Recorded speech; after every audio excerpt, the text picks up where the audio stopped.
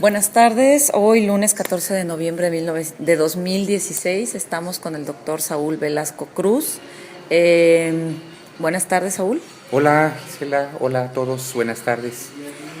Bueno, estamos con él para platicar un poco sobre la importancia que tiene, bueno, primero sobre hablar de racismo y segundo sobre cómo no encapsular el tema del racismo a los ámbitos académicos. Pero bueno, vamos a conocer un poco quién es el doctor Saúl Velasco.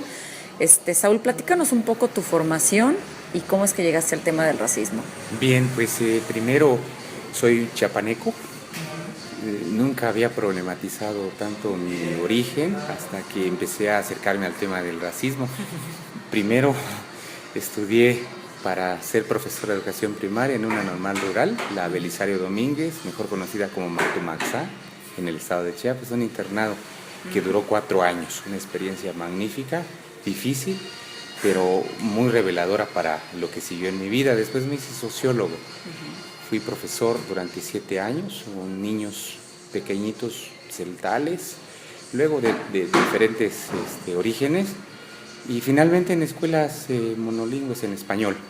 Luego salté a la sociología, me volví licenciado, me convertí en licenciado en sociología y así hasta que terminé un doctorado en sociología en la UNAM, en la Facultad de Ciencias Políticas y Sociales. Para entonces yo ya había recogido un tema que no lo sabía en este momento, vinculaba dos asuntos muy íntimos: el asunto de mis afinidades con los temas indígenas y la problematización de mis orígenes. Y fue así como al final terminó aclarándose el asunto hasta que llego al tema del racismo. Y del racismo, para ir entrando en materia, lo primero que me preocupa es la necesidad que tengo como académico de aclararme su significado. Me doy cuenta que no es un significado único, sino que son múltiples significaciones. Sí. Y eso abre una especialidad muy grande en el asunto, no en México. No solo en México, pero también en otros lados. Y caigo en cuenta que a menudo lo primero que hacemos es academizarlo. Exacto. Y encontramos que allí hay un diálogo entre personas que discuten con legitimidad y personas que son diletantes y que no tienen mucha entrada. Primer atropello, porque el racismo es un asunto exterior a la academia, como lo es también interior, como motivo de reflexiones. Cuando pensamos en lo interior es como esta temática se convierte en un asunto de códigos, de conceptos, de iniciados, ¿no? Entonces la realidad se vuelve un pretexto para mantenerlo allí, para generar ese campo. Pero afuera el racismo es un asunto de la vida real, de la vida ordinaria. Y en la vida ordinaria se sufre, se enfrenta, a veces directamente, a veces veladamente, y estamos en un campo donde podemos hablar del racismo fuera de lo académico.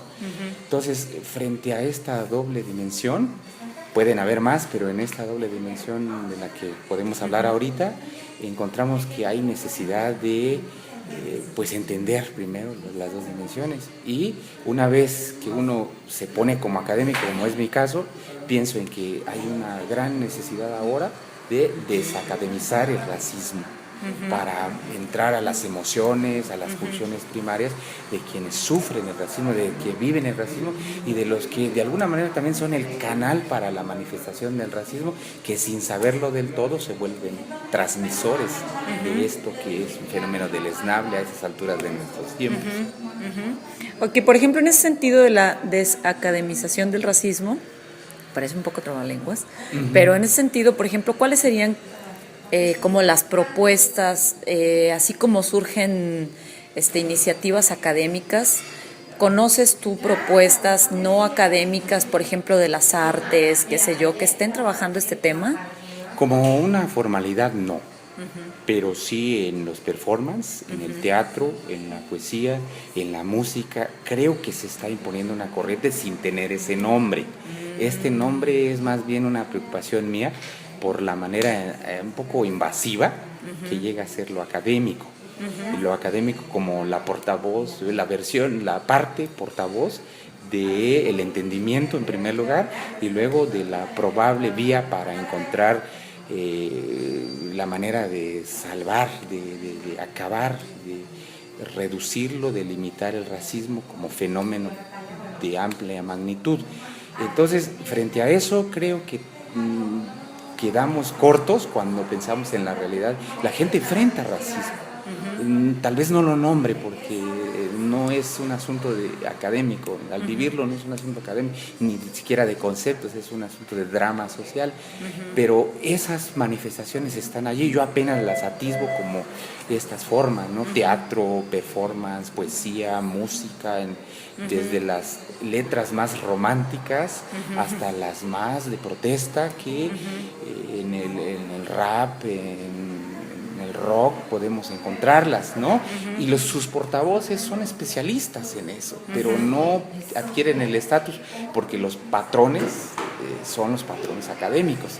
Entonces yo creo que hay una necesidad a estas alturas de nuestra vida de reconocer como una doble dimensión en la que los estudiosos podemos estarnos moviendo sin tanto problema, porque es una especie de necesidad en esta acción para entenderlo, para detenerlo, para modificar las relaciones, que debe mezclar y fusionar las dos vías, las no académicas y las vías académicas, pero pidiéndole sobre todo a la academia la modestia que se necesita y la accesibilidad que debemos demostrar, porque de otra manera no hay posibilidad. Ok, muchas gracias, Saúl. Ese fue el comentario sobre la necesidad de desacademizar el tema del racismo, evaluarlo desde otras plataformas. Fue el comentario del doctor Saúl Velasco Cruz. Su currículum lo pueden encontrar en la UPN, Ajusco, Universidad Pedagógica Nacional, y este podcast se realizó en el marco del segundo Seminario Internacional del subgrupo Educación, Interculturalidad y Racismo de la red CONACYT, Red Integra. Gracias y hasta pronto. Gracias a ti.